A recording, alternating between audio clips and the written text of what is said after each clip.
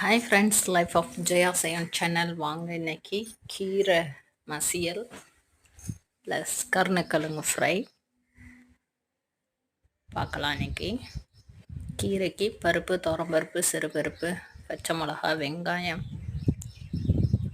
மிளகு, சீரகம், பூண்டு போட்டு கீரையை வாஷ் பண்ணி அள்ளி வச்சு வேக விடுங்க. நல்லா வேகட்டும். வெந்துட்ட பின்னாடி தாளிப்பு எண்ணெய் ஊற்றிட்டு உளுந்து, கடுகு, காஞ்ச மிளகா போட்டு தாளித்து வெங்காயம் இதில் ஆட் பண்ணி வெங்காயம் நல்லா வறுக்கணும். பொன்னிறமாக வறுத்து கீரையில் ஆட் பண்ணி கடைங்க. நல்லாயிருக்கும்.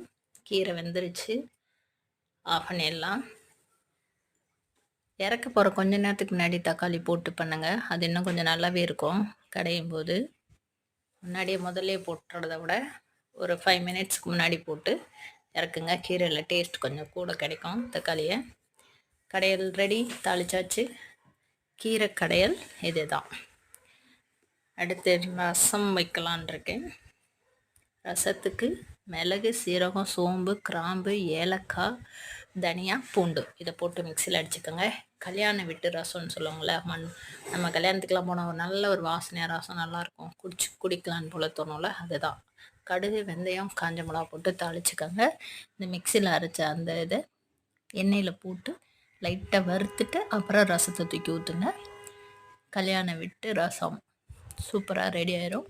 டேஸ்ட் செம்மையாக இருக்கும். இது புளி, தக்காளி, கருவேப்பிலை, கொத்தமல்லி, உப்புலாம் போட்டு கரைச்சி வச்சுருங்க. பெருங்காயம் ஆட் பண்ணிக்கோங்க ரசத்துக்கு.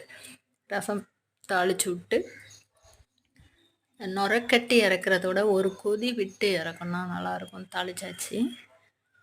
நுரையோடு இறக்கி வச்சிங்கிறத விட ஒரு தடவை அப்படி கொதி ஆஃப் பண்ணிங்க அப்படின்னா ரசம் செமையாக இருக்கும். இப்படி ஒரு கொதி வந்தோடனே மண்பானையில் ஆஃப் பண்ணிவிட்டுங்க. எல்லா இடமும் கொஞ்சம் ஒரு கொதி சரியாக இருக்கும். அடுத்து கருணக்கிழங்கு ஃப்ரை. உப்பு, மஞ்சத்தூள் போட்டு வேக விட்டுருங்க. நல்லா வெந்துடட்டும். வெந்துட்ட பின்னாடி வெந்துருச்சா இல்லையான்றதை நீங்கள் ஏதோ ஒரு பொருளை வச்சு குத்தி பார்த்தீங்கன்னா வெந்தது தெரியும். அடுத்து ஆயில் விட்டுட்டு சோம்பு போட்டுக்கோங்க. சோம்பு போட்டு நல்லா பொரிஞ்சோடனே மசாலா, மிளகுத்தூள், தனியாத்தூள், சீரகத்தூள், கரம் மசாலா, குழம்பு மிளகாத்தூள் போட்டு அதில் பேஸ்ட்டாக எண்ணெயில் வதக்கிட்டு அப்புறமா இந்த காயை போட்டு பரட்டுங்க. இந்த மாதிரி ட்ரையாக நல்லா பரட்டி எடுத்திங்கன்னா சூப்பராக கருணக்கிழங்கு ஃப்ரை வந்துடும். Thank you friends.